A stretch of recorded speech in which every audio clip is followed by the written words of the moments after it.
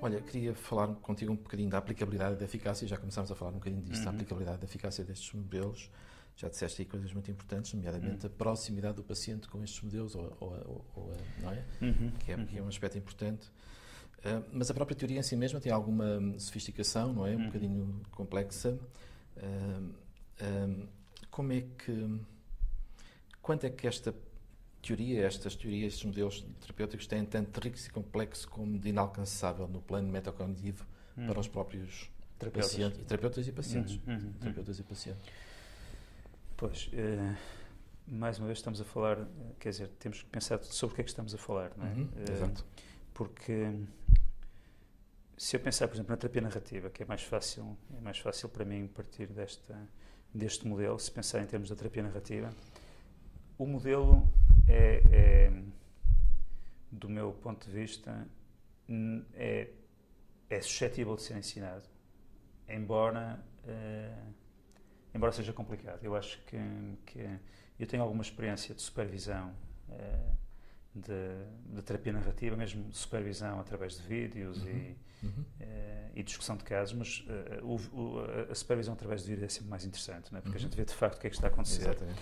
E a minha experiência é que demora algum tempo, exige algum tempo de treino o terapeuta ser capaz de fazer terapia narrativa e mais do que isso, acho que exige acho que alguns pressupostos são tão diferentes do habitual que exige uma espécie de monitorização constante.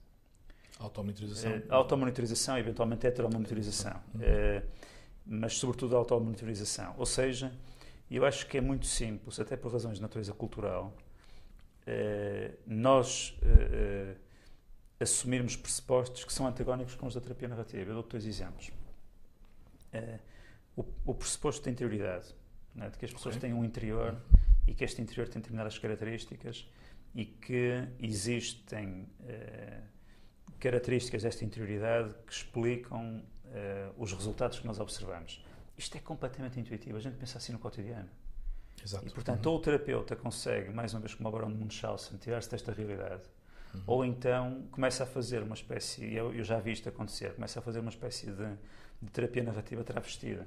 Não é? Aquilo começa a aparecer, e depois o risco é que aquilo começa a parecer má terapia cognitiva. Okay. Curiosamente. O mesmo se aplica ao paciente.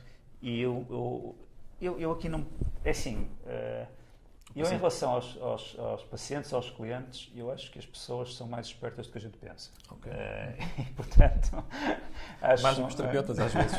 Não, quer dizer, é evidente que os resultados de investigação empírica sugerem que há uma percentagem reduzida de pessoas que piora com a psicoterapia. Eu acho que a gente tem que ter cuidado com esta percentagem. É uma percentagem reduzida, mas acontece. Não é? Portanto, todos os estudos sobre a eficácia da psicoterapia mostram que há uma pequena percentagem de pessoas que piora.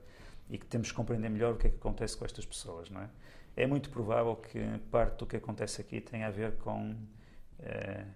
com falhas relativamente graves em coisas em que todos os terapeutas têm que se esforçar por ser relativamente bons, que é o ser empático, o respeitar a experiência do cliente, o ser capaz de estabelecer com o cliente uma posição colaborativa, enfim, ou seja...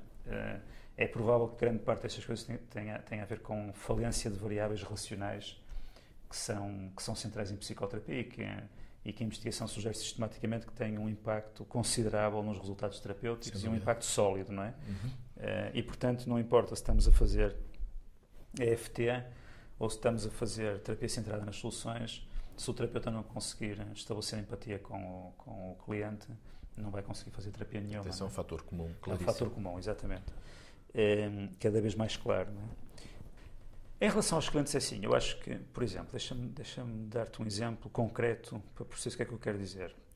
Fazer externalização quanto mais passa o tempo, mais me convenço disto, é extraordinariamente difícil.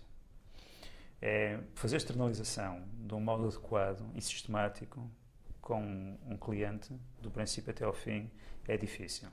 E o que acontece por vezes é que o terapeuta não consegue fazer isto de modo eficaz e entra no que eu chamo modo de convencimento. Ou seja, se nós pegarmos no discurso do terapeuta e no discurso do cliente, vemos a externalização acontecer do lado do discurso do terapeuta e o cliente basicamente a dar pistas, às vezes muito subtis, de resistência, não é? De que aquilo não está a fazer sentido, e o terapeuta a persistir. Não é? Pronto. E eu acho que o risco, eu diria, embora... Estamos a falar da complexidade do treino. Estamos a falar da complexidade do treino e do terapeuta. Há pouco estava a dizer que há pressupostos que se o terapeuta não vigia, como por exemplo, o que eu chamei de pressuposto de interioridade, mas também se o terapeuta, por exemplo, tem um olhar excessivamente patologizante, eu acho que dificilmente conseguirá fazer algumas coisas que o modelo da terapia narrativa sugere. Porque se o olhar for excessivamente patologizante, vai entrar em modo de correção. Claro, muito provavelmente. Muito provavelmente. E, portanto, eu acho que se colocam, de facto, complexidades dos pressupostos do terapeuta que facilitam ou complicam a execução de determinadas estratégias terapêuticas que são muito contraintuitivas, digamos assim. É muito mais intuitivo eu perguntar quais são os pensamentos e procurar corrigir os pensamentos. Isto é muito mais intuitivo e muito mais congruente com a cultura, não é? Estás a ver a aplicabilidade, as dificuldades da aplicabilidade destes modelos muito mais do ponto de vista do terapeuta, da dificuldade para o terapeuta, e estás a ver menos dificuldade do paciente? Eu acho que pode também haver dificuldade do lado do cliente, mas aí acho que é um pouco como qualquer estratégia. Se nós propusermos a alguém fazer cadeira vazia, a pessoa pode recusar, pode entrar no jogo, não é? Quer dizer, e dizer que não faz sentido.